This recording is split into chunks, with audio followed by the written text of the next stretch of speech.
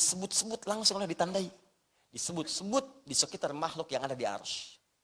Si fulan, lihat si fulan, ya malaikat lihat si fulan, perhatikan si fulan. Ya malaikat catat dia spesial. Rahmat Allah diliputkan di atasnya. Mau minta apa? Bismillah. Nih asalnya dari kata ismun. Ismun ini pendapat pertama dari kata wasmun.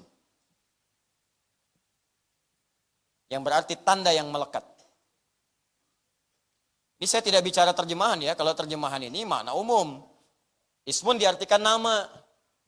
Dalam bahasa Arab, ismun, nama, masmuka, siapa namamu hai lelaki, masmuki, siapa namamu hai perempuan, mas Karyo, namanya Karyo.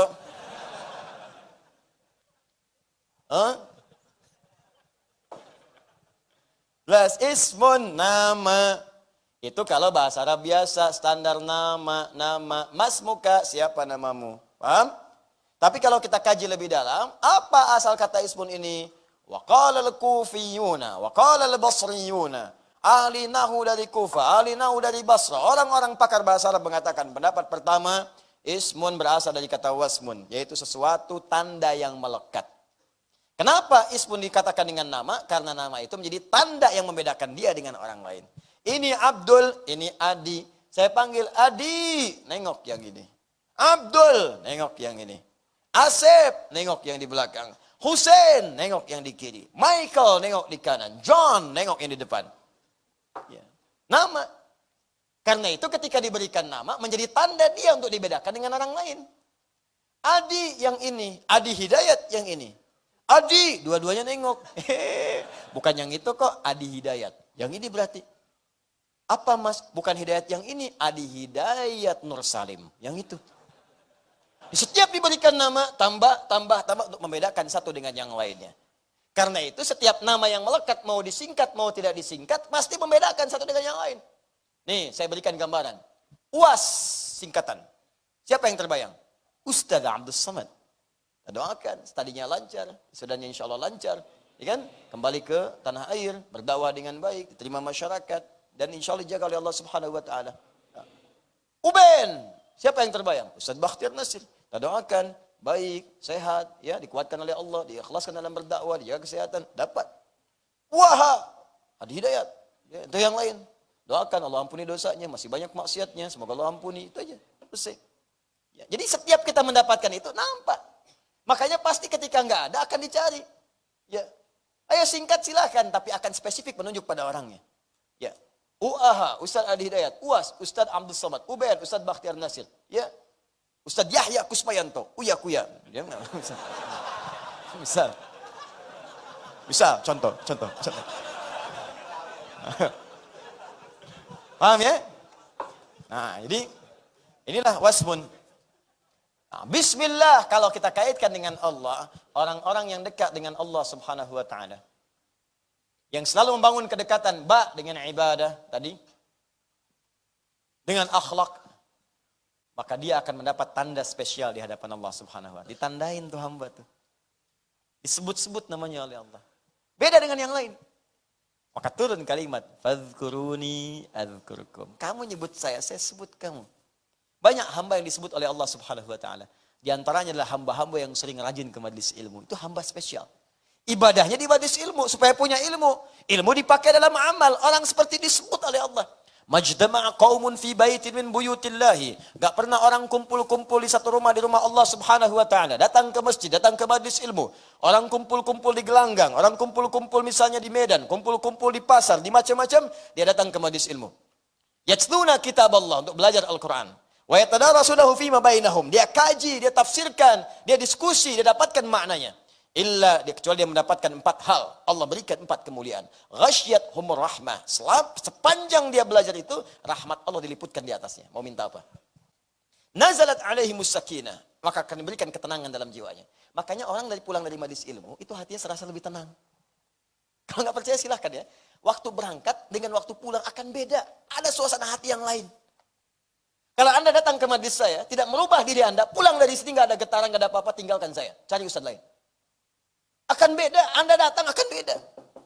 Makanya banyak majlis diburu sebelum dibuka. Dimulai maghrib, datang subuh. Datang pagi, ada yang nginep, datang siang. Apa yang mau dicari? Snack gak ada. Dulu waktu masih sedikit, ada. Sekarang nyari sendiri. Kan, Aqua ada insya Allah. Samping ada, Ihsan Mat lengkap. Gitu kan. Ada, tapi apa yang mau didapatkan? Ada kenikmatan gitu kan. Ada ketenangan yang kita raih. Nah, ada hamba-hamba spesial. Ghasyat umur rahmat. Nazalat ilmu sakinah. Perhatikan kalimatnya belum selesai. Ya, hafat humul malaika. Dan orang-orang ini akan diliputi oleh malaikat. Itu jangan dikira kosong. Jangan dikira. Ini padat banyak orang. Ada yang berdiri. Siapa duga dan siapa sangka di samping dia malaikat berdiri. Di samping dia malaikat duduk. Nggak ada yang tahu. Bukankah malaikat diberi keistimewaan untuk menyamar? Menjadi laki-laki, bertemu dengan Nabi, datang. Ada lagi yang tak nampak di sampingnya. Dan banyak sifat malaikat itu gaib. Kenapa gaib? Karena kalau tampak belum tentu untuk bisa tenang.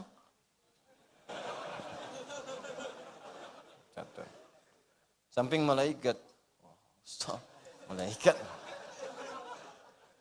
Siapa? Malaikat maut.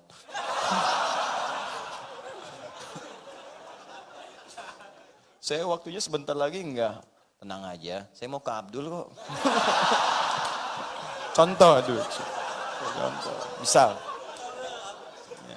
Jadi begitu. Ya. Ya.